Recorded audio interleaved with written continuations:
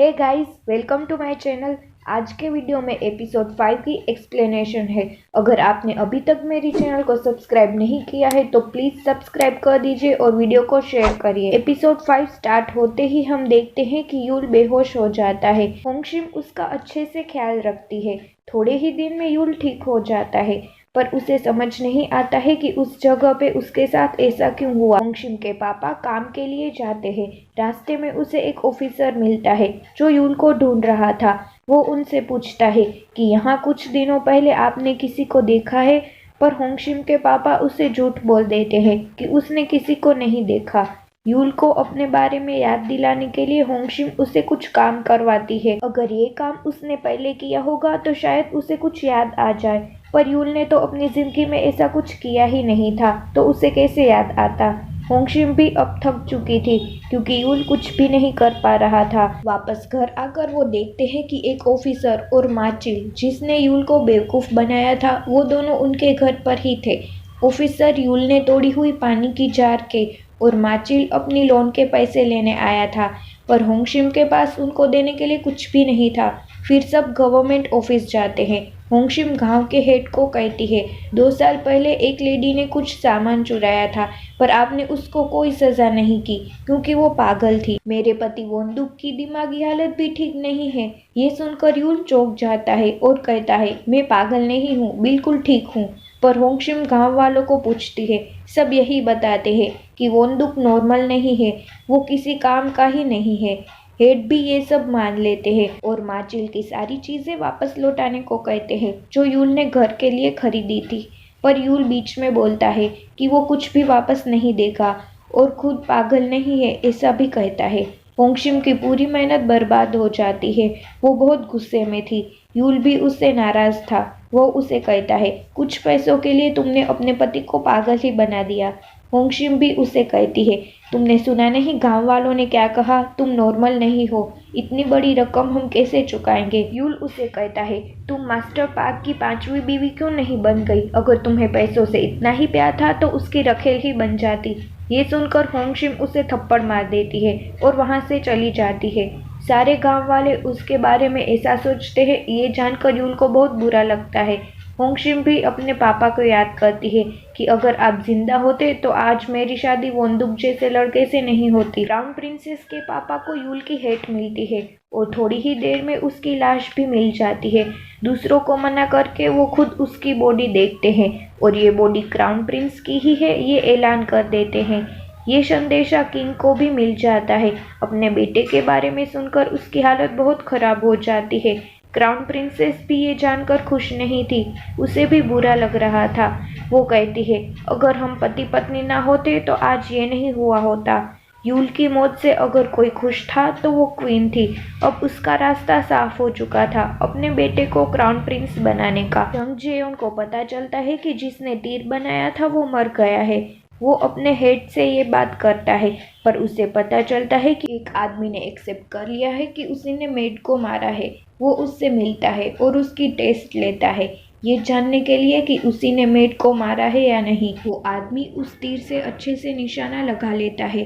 जेयोंग का सर उसे कहता है, इससे ये साबित नहीं होता कि वो ही किलर है। उसने कहा था कि वो तीर गलती से मेड को लग गया था। जंग जेयोंग कहता है, ये किलर नहीं है, पर फिर भी वो थोड़ी देर के लिए उसे जेल में रखने को कहता है क्योंकि आज 15 तारीख थी। वो पुल पे जाता है होंगशिम से मिलने। वो वहीं थी और अपने भाई का इंतजार कर रही थी, पर वहाँ जंग जेयोन आ जाता है। वो उसे कहता है, मैं यहाँ तुम्हारी विश पूरी करने आया हूँ। ऐसा कहा जाता है अगर ये चीज़ यहाँ से दरिए में पहुँच जाती है तो हमारी विश पूरी हो जाती है, इसीलिए मैंने तुम्हारे लिए ये किया है। दोनों देखते हैं कि वो चीज़ झाड़ियों में अटक गई थी। दोनों पानी में जाते हैं। होंगशिम देखती है कि जंग जेयोन ने अपनी विश भी लिखी थी कि वो होंगशिम से फिर से मिले, और उसने होंगशिम को अपना भाई मिल जाए ये भी लिखा था।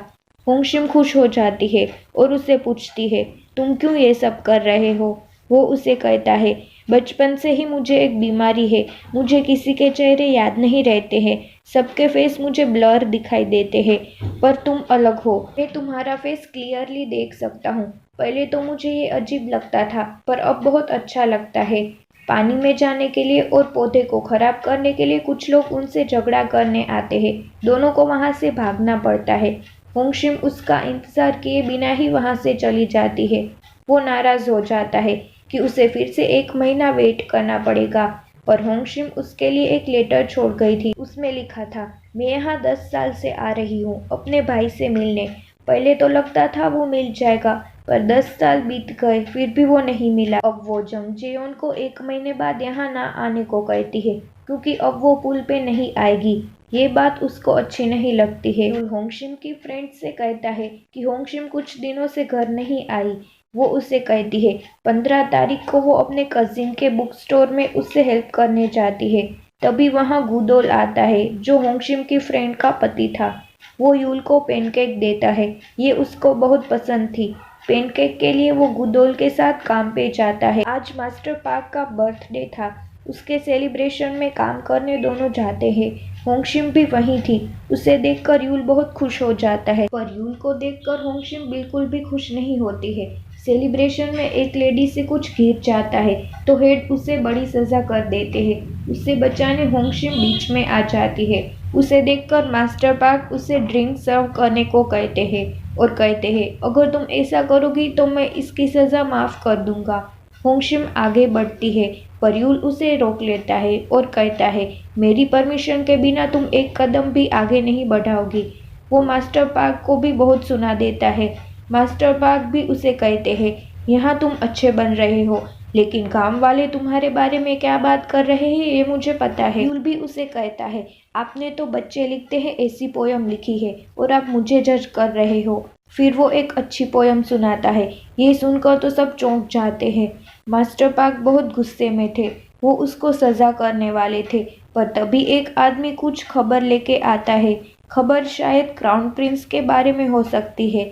ये सुनकर वो पार्टी रुकवा देते हैं। यूल होंगशिम को मास्टर पार्क के घर में दोबारा जाने से मना करता है और लिपस्टिक लगाने से भी मना करता है। गांव की सारी लेडीज यूल से इम्प्रेस हो चुकी थी। उसकी तारीफ सुनकर होंगशिम भी खुश हो जाती है। किंग यूल की लाश देखते हैं, पर डेड बॉडी काली पड़ गई थी। वो उसे देख ही नहीं पाते हैं। यहाँ जंग जेयोन उस आदमी को छोड़ देता है जो अपने आप को मेड का खूनी कह रहा था। वो उसका पीछा करता है असली खूनी को पकड़ने के लिए, पर वो उसे पकड़ नहीं पाता है। रास्ते में वो एवोल से टकरा जाता है, पर वो उसे पहचान नहीं पाता है। शायद एवोल उसकी बीमारी के बारे में जानती थी। वो उसे कहती है, तुम लोगों को उनकी आवाज़ से पहचानते हो। एवोल से उसे पता चलता है कि क्राउन प्रिंस की डेथ हो गई है। गांव में इस बारे में नोटिस भी आई है। ये सुनकर वो चौंक जाता है।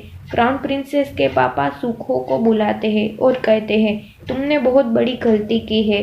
डेड बॉडी यूल की नहीं थी। अगर तुम अपनी जान बचाना चाहते हो तो उसे ढूंढो, और वो जिंदा हो तो उसे मार देना। एक ऑफिसर जंग जेयोन से मिलता है और उसे एक लेटर देता है जो यूल ने रेन रिचुअल में जाने से पहले उसे दिया था और जंग जेयोन को देने को कहा था। यूल सब कुछ पढ़ सकता था। ये जानकर होंगशिम बहुत खुश हो जाती है।